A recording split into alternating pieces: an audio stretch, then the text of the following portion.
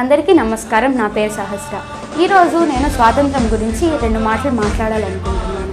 స్వాతంత్రం అనేది ఎంతోమంది వారి రక్తాన్ని చిందించి రేపటి తరం కోసం పాటుపడి తెచ్చినది.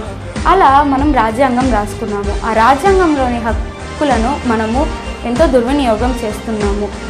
చట్టానికి ఒకరు చుట్టమైతే పేదవారికి అన్యాయం తప్ప ఇంకా ఏది మిగలదు.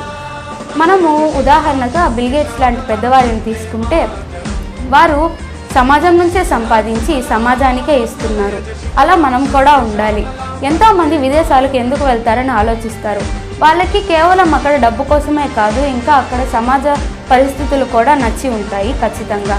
ఇంకా ఒక మనిషి తన హక్కులు బాధ్యతలు తెలుసుకొని ఎప్పుడైతే వారి బాధ్యతల కోసం గొంతెత్తుతారో ఆ రోజే అసలైన స్వాతంత్రం వచ్చినట్టు నేను భావిస్తున్నాను. ఇంకా నేను సెలవు తీసుకుంటాను.